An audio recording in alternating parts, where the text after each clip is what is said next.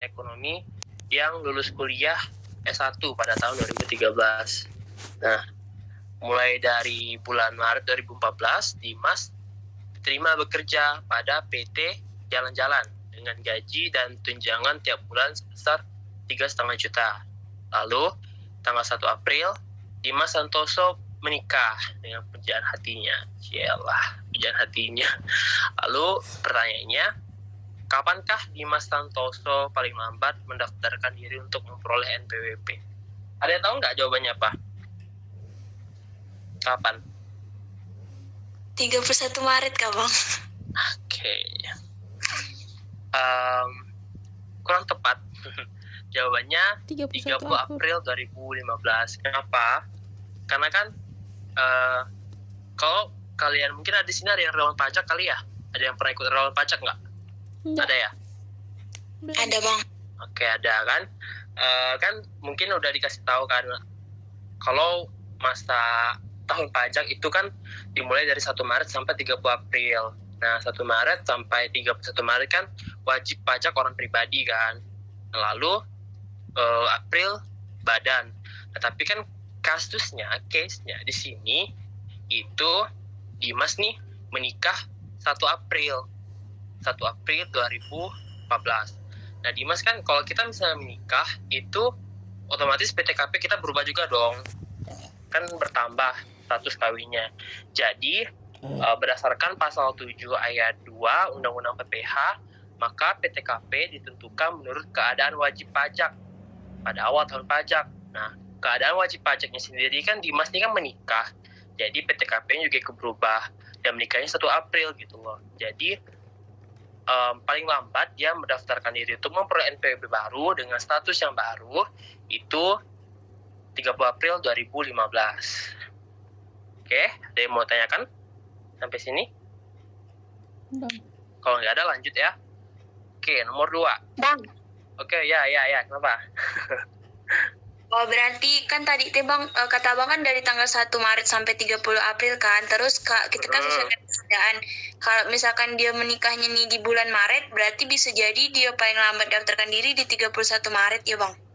Bener banget, benar sekali. Kita juga harus dilihat nih keadaan wajib pajak itu berubah, PTKP-nya itu tanggal berapa gitu loh. Di sini kan kasusnya tanggal 1 April. Jadi kan nggak bisa gitu loh mau pakai 31 Maret. Soalnya kan istilahnya udah tutup buku gitu kan. Nah, lalu kita paling lambatnya dari ketentuan perpajakan undang-undangnya ya akhir tahun pajak yaitu 30 April. Ada lagi? Oke, kalau enggak ya. Kalau misalnya dia menikah setelah bulan April, apakah itu pendaftarannya paling lama Maret tahun depan atau bagaimana? Kalau menikahnya setelah bulan April gitu kan ya. Itu menurut sepengetahuan Abang ya dan pengalaman Abang, ya statusnya tetap dipakai sebelum tanggal 30 April. Karena kan nanti dia tahun depannya gitu loh baru berubah PTKP-nya. Karena kan itu kan mereka kan udah melaporkan nih di SPT-nya kan tanggal 31 Maret kalau pribadi kan. Nah, lalu tiba-tiba dia menikah maksimal kan tanggal bulan April pelaporan di SPT. Nah, lalu saya bulan Mei dia nikah. Jadi pada saat itu nggak berubah gitu loh. Nanti pas tahun depannya baru dia mengubah PTKP-nya. Jadi statusnya menikah. Lalu ISPT-nya juga dilampirkan bahwa beliau juga menikah. Oke? Baik Bang, makasih. Oke, sip. Lanjut, nomor 2. Yoga adalah seorang pemuda ulet pada umur 25 tahun. Pada umur 25 tahun, Yoga tinggal di Tabanan sudah mempunyai beberapa toko sendiri yang menjual handphone dan aksesoris. 1 counter ada di Jalan Teguh Umar, 2 counter di Sanur, dan 1-nya lagi di Toraja. Lalu untuk memenuhi kewajiban perpajakannya, maka Yoga harus bagaimana? Nah, yang pertama, pilihannya mendaftarkan diri sebagai wajib pajak di kantor pajak yang membawahi tempat tinggalnya. Lalu yang kedua, mendaftarkan diri sebagai wajib pajak di semua kantor pajak yang membawahi setiap konter dan toko yang dimilikinya. Yang ketiga, boleh memilih apakah mendaftarkan diri di kantor pajak yang membawahi tempat tinggalnya atau di kantor yang membawahi konter atau tokonya. Dan yang keempat, mendaftarkan diri sebagai wajib pajak di semua kantor pajak yang membawahi baik tempat tinggalnya maupun setiap konter yang dimilikinya. Nah, jawabannya itu D.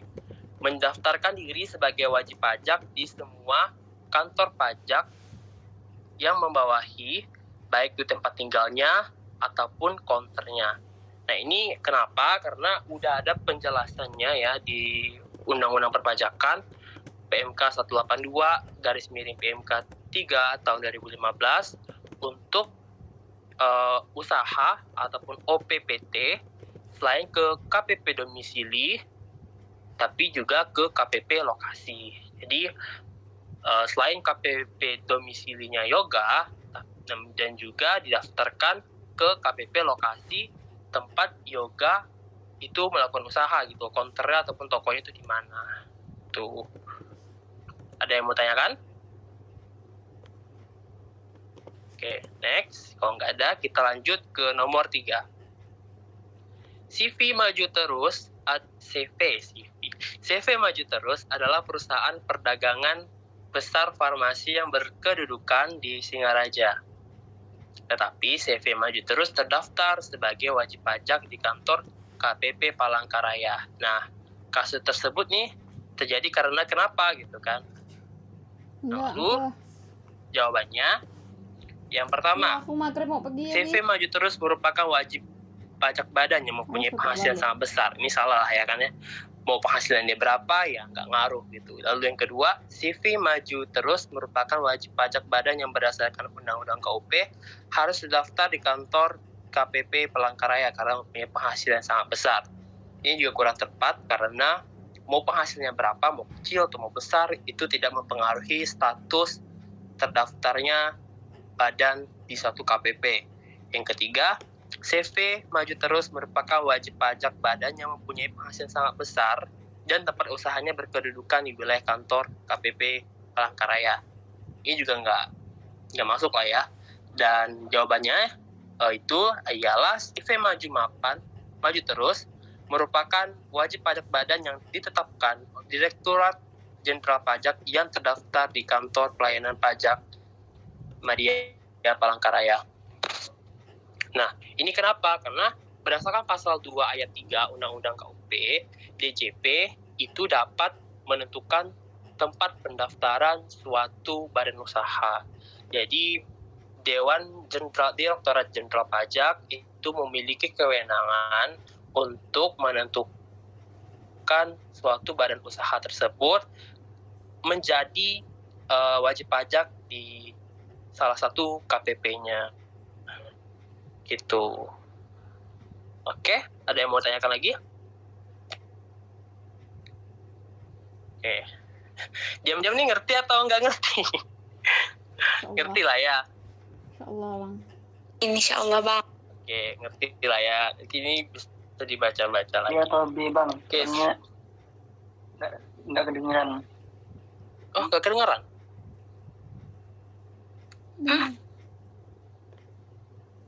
Sorry ya kalau berisik, sebelah lagi ada kawinan sih, nikahan. Oke, lanjut. Nomor 4. Wajib pajak di bawah ini dapat menyelenggarakan pembukuan dalam bahasa asing dan mata uang selain rupiah kecuali nih yang salah. A. Bentuk usaha tetap. B. Wajib pajak yang sudah go public. C. Wajib pajak dalam rangka penanaman modal asing. Atau D. Wajib pajak kontrak kerjasama pertambangan minyak dan gas bumi. Oke, jawabannya itu B. Wajib pajak yang sudah go public. Artinya wajib pajak sudah go public kan istilahnya go public ini kan yang terdaftar di BI Perusahaan Efek Indonesia istilahnya kan, dan sahamnya sudah diperjualbelikan ke publik. Nah, lalu berdasarkan aturan PMK 24, PMK 011 tahun 2012, perusahaan modal asing, badan usaha, KKS migas, KK non migas, KIK, dan Go Public di luar negeri dan induknya di luar negeri, mata uang fungsional dolar Amerika itu dapat menyelenggarakan pembukuan dalam bahasa asing dan mata uang selain rupiah. Nah, ini kan wajib pajak yang sudah Go Public. Ini kan istilahnya mereka Go Public-nya sebatas di Indonesia saja gitu loh. Mereka tidak Go Public ke luar negeri ataupun induk perusahaan mereka di Indonesia, tidak di luar negeri. Maka dari itu tidak diperbolehkan melakukan pembukuan dalam bahasa asing dan mata uang selain rupiah. Ini kalian bisa lihat ya di laporan keuangan tahunan kalau kalian ada tugas analisis laporan keuangan ataupun AKM ya, yang harus cari laporan tahunan keuangan perusahaan di IDX kan mereka semua perusahaan itu kan yang selalu menggunakan bahasa Indonesia. Ada juga bahasa asingnya, cuman dua bahasa gitu loh, bilingual, dan mata uang yang digunakan ya pasti rupiah. Oke, ini sih KUP ini mungkin kita harus banyak baca buku ataupun internet ya, soalnya ya itu lagi gitu loh. Kalau bahas perpajakan Indonesia itu benar-benar kompleks dan nggak bisa kita cuman mengandalkan baca sekilas gitu, memang harus mau dipahami. Oke, ada yang mau tanyakan? Lanjut ya. Lanjut Bang. Oke, lanjut. Nomor 5. Saat ini bagi pengusaha kena pajak pertambahan nilai yang kurang dibayar dalam 1 tahun. Atas lagi. Saat ini bagi pengusaha kena pajak pertambahan nilai atau PPN yang kurang dibayar dalam suatu masa pajak harus disetor paling lama 10 hari setelah masa pajak berakhir, atau harus disetor paling lama 15 hari setelah masa pajak berakhir. Harus disetor paling lama akhir bulan berikutnya sebelum SPT disampaikan. Harus disetor paling lama 20 hari setelah masa pajak berakhir sebelum SPT disampaikan. Oke. Yang benar jawabannya itu C, harus disetor paling lama akhir bulan berikutnya sebelum SPT disampaikan. Karena kenapa? Karena kan mungkin ini kan adalah ketentuan juga ya. Kalau disampaikan paling lama akhir bulan kan tanggal 31 Maret misalnya, 28 Februari misalnya.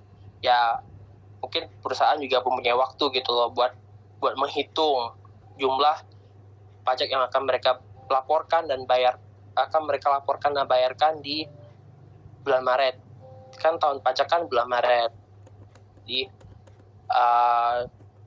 pemerintah juga memberi waktu yang cukup panjang buat pengusaha kena pajak untuk menghitung dulu berapa sih pajak yang akan mereka setorkan dan akan mereka laporkan di SPT. Oke, nomor 6. Lanjut ya. Lanjut. Pembayaran pajak yang dapat dilakukan melalui pengangsuran atau penundaan adalah A. Pasal 25, B. Pajak kurang bayar berdasarkan SPT PPh 21, C. PPh pasal 29, dan D. Pajak kurang bayar berdasarkan SPT masa PPN. Oke, jawabannya itu C. Karena kenapa? Karena sekali lagi udah diatur oleh Undang-Undang KUP bahwa dalam pasal 19 ayat 3 dalam hal ini wajib pajak diperbolehkan menunda penyampaian SPT tahunan mereka, dan ternyata penghitungan sementara kurang dari jumlah pajak yang sebenarnya terutang atas kekurangan pembayaran pajak tersebut dikenai bunga sebesar 2% per bulan. Nah, mereka WP, wajib pajak, itu bisa melakukan pengangsuran ataupun penundaan. Tetapi sekali lagi ada bunganya, yaitu bunganya sebesar 2% per bulan. Nah, kenapa kalau kurang bayar dan lebih bayar nggak boleh? Kurang bayar dan lebih bayar SPT 21 itu nggak boleh diangsur atau ditunda, karena nanti kalau dalam pengisian ISPT yang terdapat kurang bayar atau lebih bayar, itu artinya ada salah gitu loh, ada salah dari bendahara yang memotong pajak tersebut. Karena kan kalau kita misalnya melaporkan nih ISPT, salah satu wajib pajak kan, tetapi terdapat kurang bayar dan lebih bayar, itu ada salah penghitungan. Karena harusnya kalau mau melaporkan ISPT itu harus 0. Pajak hasil pajak terutangnya PPh 21-nya itu harus 0. Nggak boleh kurang bayar ataupun lebih bayar. Kalau misalnya terdapat kurang bayar dan lebih bayar terhadap wajib pajak tersebut, maka wajib pajak tersebut diwajibkan untuk melunasi kelebihan ataupun kekurangan pembayaran pajaknya di beberapa tempat yang sudah ditunjuk oleh Direktorat Jenderal Pajak. Oke. Selanjutnya, ada yang mau tanya Bang, nggak tadi- sampai nomor? Tadi jawabannya apa, Bang? Jawabannya C. PPh pasal 29. Nanti tak share. Sorry ya kalau kecepatan. Bilang aja kalau kecepatan. Nomor 7. Surat setoran pajak yang berfungsi sebagai SPT massa ialah, ini kalian memang benar harus baca sih. Jawabannya itu D, PPh pasal 25. Karena kenapa? Sekali lagi udah ada aturannya per 22 tahun 2008 SSP PPh pasal 25 yang telah divalidasi itu dianggap sudah lapor. Oke. Bentar. Oke. Tadi nomor berapa? Nomor 7 ya? Nomor 8. Wajib pajak bermaksud melakukan pembetulan SPT masa PPN. Masa periode Februari 2008 yang menyebabkan kelebihan pembayaran pajak. Nah, ini tadi kan udah dijelaskan kelebihan lebih bayar itu istilahnya. Pembetulan tersebut dapat dilakukan sepanjang belum dilakukan pemeriksaan dan paling lambat diajukan pada paling lambat kapan nih kira-kira? Ada yang bisa jawab gak? Nomor 8. CK, Bang. Kenapa? CK. Kurang tepat. Gak apa-apa, kita berani jawab. Berdasarkan Undang-Undang KUP pasal 8 ayat 1A, dalam hal pembetulan SPT yang menyatakan nih kalau wajib pajaknya itu terdapat rugi ataupun lebih bayar. Nah, kalau misalnya wajib pajak itu lebih bayar, kan istilahnya rugi kan wajib pajaknya. Wajib pajaknya rugi karena kebanyakan bayar gitu loh. Kalau kita misalnya beli 10.000 tapi kita bayar 20.000 kan rugi kita kan. Nah, pemerintah juga memberikan waktu gitu loh, memberikan waktu maksimal nih. Kapan sih gitu wajib pajaknya membetulkan gitu kan. Kalau misalnya lebih 10.000 20.000 sih nggak masalah kan ya. Tapi kalau lebihnya sampai jutaan gitu kan rugi juga gitu loh. Nah, ada jangka waktu yang diberikan oleh pemerintah, yaitu selama 2 tahun paling lama sebelum tanggal kadaluarsa. Jadi 2 tahun dari 2008. Artinya 3 tahun dari 2008. 3 tahun dari kapan dia yang laporkan gitu loh. Ini kan dia kan laporkannya kan Februari 2008. Nah, 3 tahun dari 2008 maksimal yang diberikan oleh pemerintah untuk melakukan pembetulan itu 3 tahun, yaitu jadi ini kan 2011 kan, Februari 2009, 2010, 2011 3 tahun. Nah, lewat dari 3 tahun maka dianggap kadaluarsa dan lebih bayar tadi yang sudah dibayarkan oleh wajib pajak itu dianggap sebagai kas negara. Oke. Nomor 9. Oke. Tengah dilakukan pemeriksaan bukti permulaan, yaitu WP nih ya, WP wajib pajak memperlihatkan pembukuan palsu untuk pengisian SPT PPh Badan tahun 2009. dengan kerugian negara sebesar 1 miliar. Wah. Pada saat pemeriksaan, WP mengakui kesalahannya dan berupaya agar tidak dilanjutkan ke penyidikan. Mana pernyataan di bawah ini yang benar? A. WP dapat mengungkapkan ketidakbenaran perbuatannya disertai pelunasan kekurangan pembayaran pajak ditambah sanksi denda sebesar 1,5 miliar. B. WP dapat mengungkapkan ketidakbenaran perbuatan disertai pelunasan kekurangan pembayaran pajak ditambah sanksi denda sebesar 4 miliar. C. WP dapat mengupayakan persetujuan Menteri Keuangan untuk kepentingan penerimaan disertai pelunasan kekurangan pajak ditambah sanksi denda 4 miliar. D. Pemeriksaan bukti permulaan tetap dilakukan ke penyidikan meskipun WP dengan kemau sendiri mengungkapkan ketidakbenaran perbuatannya. Nah, lalu jawabannya itu ialah A. WP dapat mengungkapkan ketidakbenaran perbuatannya disertai pelunasan kekurangan pembayaran pajak ditambah sanksi denda sebesar 1,5 miliar. Nah, kenapa? Karena sekali lagi berdasarkan Undang-Undang KUP Pasal 8 ayat 3, apabila tidak akan dilakukan penyidikan terhadap WP yang melakukan pembukuan palsu dan merugikan pemerintah, berapapun nominalnya, apabila WP dengan kemauan sendiri mengungkapkan ketidakbenaran perbuatannya, nah case-nya di sini kan WP-nya secara sadar gitu loh, mau mengungkapkan perbuatannya dan mengakui kesalahannya, tapi beliau kasusnya nggak mau dipenjara gitu, nggak mau dipenjara, ya udah deh, gue ngaku salah gitu, tapi bayar denda, kan istilahnya kayak gitu. Nah, lalu kalau mereka udah mengakui kesalahan dan juga mengakui kesalahan dan mengakui perbuatannya dan juga pengen nih melunaskan kekurangan pembayaran pajak, maka dikenakan sanksi denda sebesar 150%. Nah, 150% dari 1 miliar berapa? 1,5 M ya? Iya, Bang. Nah, 1,5 M. Nah, maka selain dia harus membayar 1 miliar kerugian negara tadi, beliau juga harus membayar denda ke negara sebesar 1,5 M. Jadi jawabannya yang benar adalah A. Oke, next Kak Jeffrey.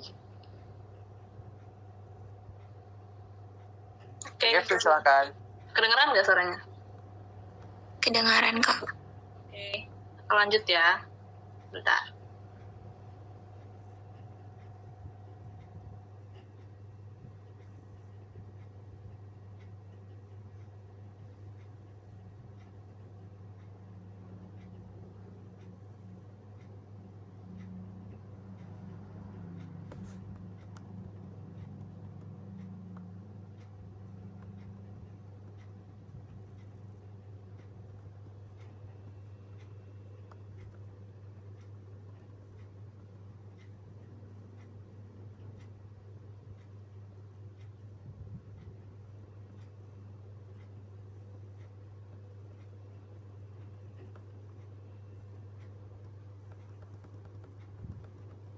Oke, maaf ya kalau agak berisik.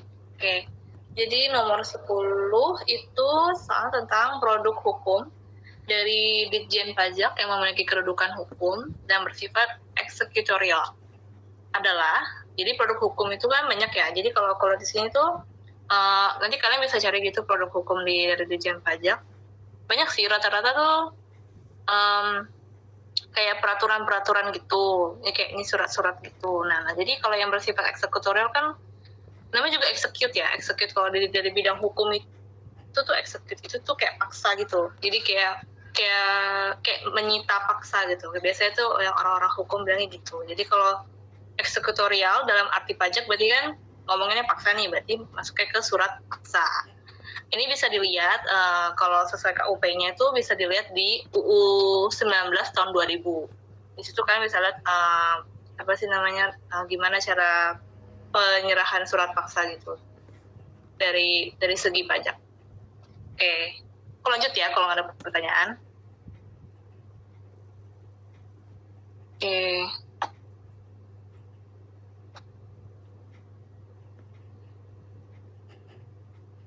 Bentar ya. Agak lemot soalnya. Oke. Nomor 11 itu jangka waktu pengajuan keberatan. Jangka waktu pengajuan keberatan. Oke. Jawabannya itu ada yang tahu nggak? Jadi ada yang tahu nggak jawabannya apa? 3 bulan Kak sejak SKP diterbitkan. Iya, betul. 3 bulan. Jadi keberatan itu harus diajukan dalam jangka waktu 3 bulan sejak tanggal dikirim surat ketetapan pajak atau sejak tanggal pemotongan atau pemungutan pajak. Ini sesuai sama kalau sesuai KUP-nya itu pasal 25 ayat 3. Jadi kalian boleh baca-baca di situ KUP pasal 1 ayat 1 itu dibilang ada kecualinya apabila wajib pajak dapat menunjukkan jangka waktu tersebut tidak dapat dipenuhi karena keadaan di luar kekuasaan. Jadi kalau misalkan ada circumstances, ada keadaan yang di luar apa ya, nggak bisa di luar kekuasaannya tuh pasti bukti gitu. Lanjut, berarti benar ya, 3 bulan. C. Bentar ya.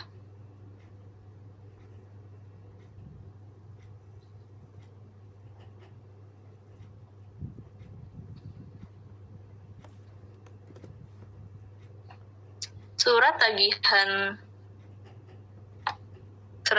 pajak, surat ketetapan pajak, surat ketetapan pajak tambahan, surat keputusan pembetulan, surat keputusan keberatan, putusan banding, putusan peninjauan kembali yang menyebabkan jumlah pajak yang dibayar bertambah harus dilunasi dalam jangka waktu.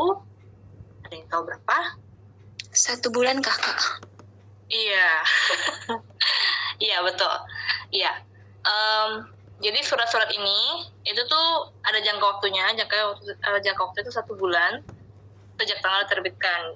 Bisa dibaca pasal 9 ayat 3 KUHP. Jadi ini benar kata Bang Diki, ini harus banyak baca ya. Kita juga sama-sama belajar sih. Aku juga kemarin baru belajar ini. Jadi sambil baca karena ini kan udah undang-undang ya, aku nggak bisa nalar-nalar, jadi kita langsung baca aja. Syarat, sorry.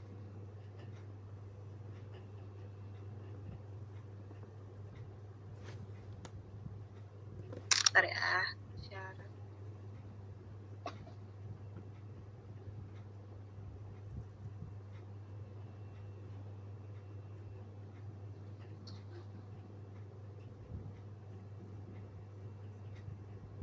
Syarat formil yang wajib dipenuhi dalam pengisian SPT kecuali apa? Pasti udah tahu jawabannya sih kayaknya. Ada yang tahu? Ada? Oke, syarat formilnya itu yang wajib dipenuhi saat pengisian SPT itu, kan ini kecuali ya. Kecuali itu jawabannya tuh D, tepat waktu. Jadi penjelasannya itu, kenapa sih kok tepat waktu? Nah, jadi setiap wajib pajak itu harus ngisi ya, harus ngisi surat pemberitahuan itu dengan benar, lengkap, dan jelas, itu udah pasti. Dan dalam bahasa Indonesia dengan menggunakan huruf Latin, huruf angka Arab, satuan mata uang rupiah, dan menandatangani serta menyampaikannya ke kantor Direktorat Jenderal Pajak, tempat wajib pajak terdaftar, atau dikukuhkan, atau tempat lain yang ditetapkan oleh Direktorat Jenderal Pajak. Ini kalian bisa baca di pasal 3 ayat 1 UU KUHP. Jadi yang nggak termasuk itu tepat waktu. Jadi yang termasuk itu benar, lengkap, dan jelas. Jadi kalau saat kalian pengisian SPT itu harus benar, lengkap, dan jelas. Oke, kita lanjut ya. Kak Gefri, aku mau nambahin dikit lah ya. Oke. Apa ya, Kak? Kenapa? Nggak apa-apa. Bukan, mungkin teman-teman mikir kata tepat waktu kan lebih bagus gitu kan, kalau kita ngelapornya tepat waktu gitu. Tapi sekali lagi pemerintah baik hati banget pemerintah sama wajib pajak. Dia memberikan kelegaan dari tanggal 1 sampai 31 Maret itu wajib pajak pribadi. Jadi wajib pajak boleh bebas mau tanggal berapa, ada antara tanggal 1 sampai 31 Maret. Bahkan setahu tahun lalu pas pandemi Covid itu kayak diperpanjang nggak sih? Pelaporannya ada yang tahu nggak? Sampai bulan berapa? Tidak Bang. Diperpanjang kan ya yang pelaporan ISPT online ya. Saya balas wajib pajak pribadi tuh diperpanjang sampai bulan April deh nggak salah kalau tahun lalu ya. Nah, kalau tahun ini enggak sih. Maka dari tahun ini itu sampai 30 April untuk wajib pajak pribadi. Jadi nggak harus tanggal 1 Maret, tapi bebas. Itu sih. Oke Kak Gafri, lanjut. Oke, thank you Bang Diki. Oke, kita lanjut ya ke nomor 14 ya. Kapan surat paksa dapat diterbitkan?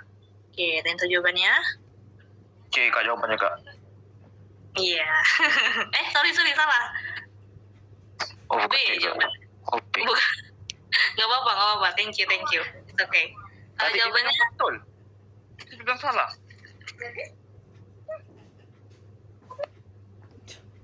kenapa tuh? Sorry kalau Pak matikan mic Kak. Oh ya, nggak apa-apa. Oke, jadi jawabannya B. Itu kita bisa lihat dari UU 19 tahun 2000 tadi yang soal surat paksa. Itu jatuh tempo SKP KB yaitu 30 hari ditambah 7 hari surat teguran dan lalu ditambah lagi 21 hari jangka waktu surat teguran ke surat paksa. Jadi totalnya itu ada 58 hari. Tuh. Oke. Ini bisa dibaca sih di UU-nya itu, aku udah download kemarin, bisa dibaca.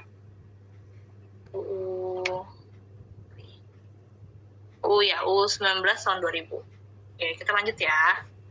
Nanti kalau misalkan itu aku kasih yang udah kita bahas, nanti aku langsung kasih misalkan kayak referensi jawabannya tuh dapat dari mana. Itu terus kayak jawabannya apa. Jadi kalian bisa sambil belajar sambil baca juga. Oke, lanjut ya.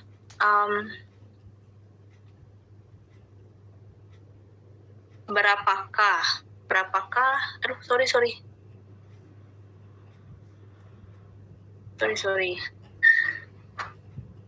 Berapakah maksimal sanksi bunga? Wait. Bentar ya. Berapakah maksimal sanksi bunga atas keterlambatan setoran pajak massal? Ada yang tahu jawabannya? Maksimal ya, berapakah maksimal sanksi bunga? Ada yang nggak ada? Oke, jawabannya tuh nggak ada maksimalnya. Jadi kok bisa nggak ada maksimalnya? Jadi kita bisa lihat itu jadi pembayaran atau penyetoran pajak itu sebagaimana dimaksud pada ayat 1. Ini kayaknya tunggu bentar, di pasal 9. Sanksi bunga. Iya. Dibilang itu batasan maksimal pengenaan sanksi bunga itu nggak ada. Jadi ya berarti maksimal sanksi bunga itu nggak ada. Oke. Lanjut ya.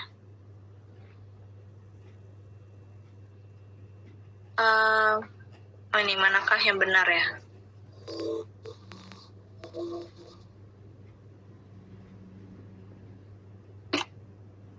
Manakah yang benar apabila wajib pajak terlambat menyampaikan SPT tahunan sebagaimana jangka waktu yang ditentukan maka dikenai sanksi berupa. Jawabannya ada yang tahu? Mungkin bisa bantu.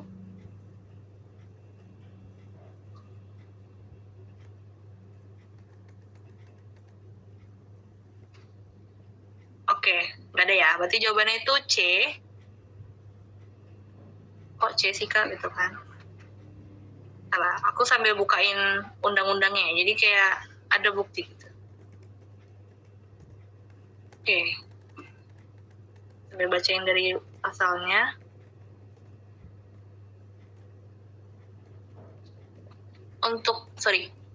Bagaimana untuk SPT orang pribadi. Oh ya, jadi dendanya itu kalau menurut pasal 7 ayat 1 KUP, dibilang di sini itu besaran dendanya untuk SPT perorangan ya. Oh ya, oke. Itu tuh denda senilai 100.000 untuk SPT. Jadi yang 500, sorry. Terlambat menyampaikan. Iya, dendanya 100.000 untuk SPT, PPh wajib pajak perorangan. Yang C ya jawabannya. Nanti kalian bisa baca lagi. Gitu. Oke, lanjut ke nomor 17. Kuitin dulu ya.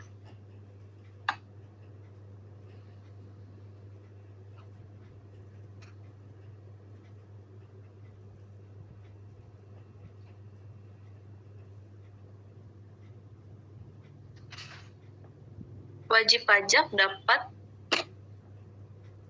mengajukan keberatan hanya kepada Jenderal Pajak atas sesuatu kecuali jadi wajib pajak itu dapat mengajukan keberatan nih tapi hanya ke Direktorat Jenderal Pajak itu atas sesuatu, tapi kecualinya apa? Nah, jadi ada yang tahu jawabannya? By the way? Nggak ada. Oke, jadi kan kita sebagai wajib pajak kita punya hak untuk mengajukan keberatan ya. Tapi ini spesifiknya ke Direktorat Jenderal Pajak. Jadi itu kecuali SPMP. Jadi kalau menurut pasal 25 ayat 1 KUP, wajib pajak itu dapat mengajukan keberatan hanya kepada Direktur Jenderal Pajak atas Surat Ketetapan Pajak Kurang Bayar (SKPKB), Surat Ketetapan Pajak Kurang Bayar Tambahan (SKPKBT). Ya, itu ada 2 kan itu di AB, lalu ada Surat Ketetapan Pajak Nihil, lalu ada pemotongan atau pemungutan pajak oleh pihak ketiga berdasarkan ketentuan peraturan perundang-undangan perpajakan. Jadi yang C juga ada tadi bukti pemotongan, yang nggak ada tuh SPMP. Jadi yang kecuali SPMP bisa dilihat nanti di pasal 25 ayat 1 KUP. Oke, kita lanjut. Maaf Kak, SPMP itu apa Kak? SPMP, wait ya, aku juga sambil cari. Tadi sempat cari lupa lagi.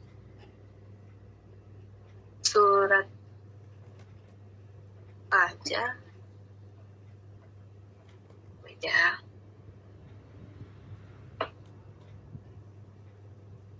Ini Jeffrey, Iya, surat perintah pelaksana penyitaan. Iya, penyitaan. Penyitaan. Ya, itu surat perintah melaksanakan penyitaan. Oke, lanjut ya. Oke, lanjut. Melaporkan asal usul. Oke. Jadi nomor 18 itu melaporkan asal usul atau sumber dari objek pajak dan unsur lain yang harus dilaporkan dalam surat pemberitahuan atau SPT. Hal tersebut merupakan salah satu prinsip pengisian SPT, yaitu termasuk dalam makna. Jadi kan pengisian SPT itu ada prinsip-prinsipnya. Jadi ini penjelasannya nih, melaporkan asal usul atau sumber dari objek pajak dan unsur-unsur lain yang harus dilaporkan dalam surat pemberitahuannya termasuk dalam prinsip apa. Jadi jawabannya itu C. Menurut ini bisa dilihat di pasal 3 ayat 1 UU KUHP. Jadi dibilang itu tuh dalam pengisian surat pemberitahuan atau SPT itu prinsipnya itu harus benar dalam perhitungan, termasuk dalam penerapan ketentuan peraturan undang-undang perpajakan, dalam penulisan dan sesuai dengan keadaan yang sebenarnya. Lalu harus lengkap.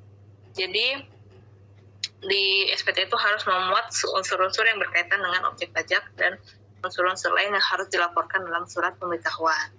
Lalu yang ketiga itu harus jelas. Itu melaporkan asal usul atau sumber dari objek pajak dan unsur-unsur lain yang harus dilaporkan dalam surat pemberitahuan. Ini benar-benar teori banget. Jadi boleh dibaca lagi di pasal 3 ayat 1 KUHP. Oke, kita lanjut. Maaf.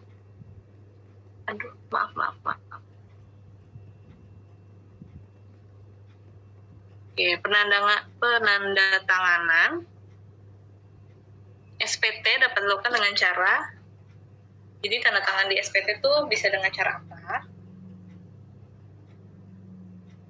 Kecuali A. Tanda tangan biasa, tanda tangan stempel, tanda tangan basah, tanda tangan elektronik atau digital. Jadi jawabannya itu kecuali itu C. Jadi penandatanganan itu yang dia tuh ada di ini tuh dijelaskan di pasal 3 ayat 1B Undang-Undang KUHP.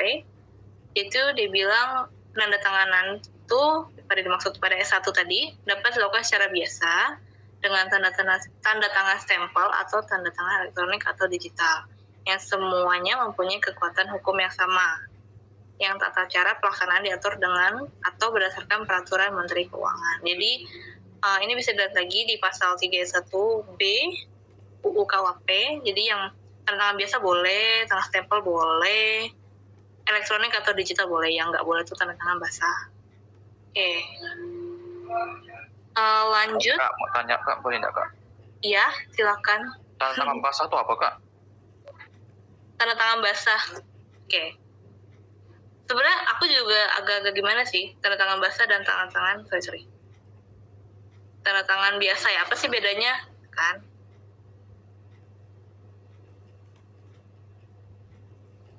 Oke. Tanda tangan basah tuh kayaknya tanda tangan pakai pulpen sih. Iya. Iya. Tapi kan? iya, oke.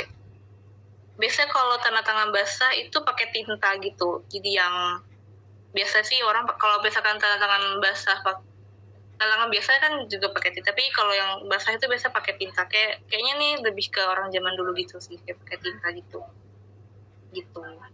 Kayak gitu sih bedanya. Tanda tangan biasa kan kayak pakai pulpen gitu. Kalau itu kayak pakai tinta gitu. Jadi mungkin bisa merusak SPT-nya gitu. Seperti itu sih. Oh ya, mengerti Kak, makasih Kak. Iya. Sama.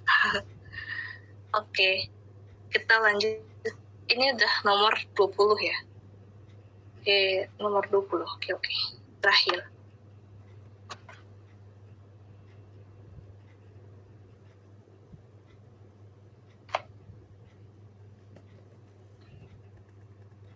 Kedudukan hukum surat tagihan pajak dengan surat ketetapan pajak dalam Undang-Undang KUHP adalah, jadi ada kedudukannya nih, kayak hukum surat tagihan pajak sama ketetapan pajak tuh gimana? Ada yang lebih tinggi atau lebih rendah atau gimana?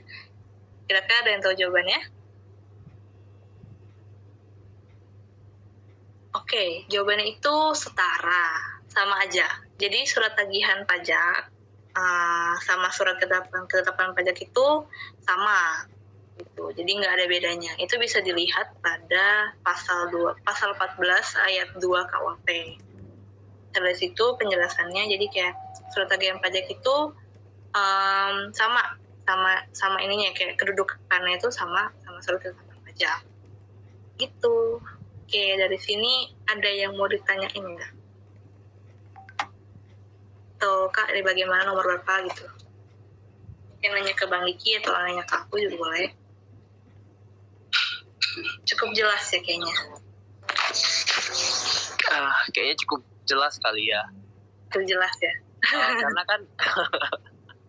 Karena kan jangan bosan ya, karena kita bakalan ngebahas materi KUP ini ya sampai sebelum UTS gitu loh, karena belum masuk ke hitungan. Jadi setelah UTS baru melakukan penghitungan, dan itu lebih ribet ya, soalnya banyak sekali pasal, karena pasal-pasal 4, pasal 3, pasal 2, undang pasal 21, 22, 23, 24, 25, 26, itu kan agak ribet gitu. Jadi saran dari abang ya, mungkin kalian kalau ada punya budget ya, beli bukunya Siti Resmi itu yang perpajakan 1 ya, studi kasus edisi 11 nggak salah kan, di Shopee ataupun Tokopedia ada sekitaran 30 ribuan deh kalau nggak salah.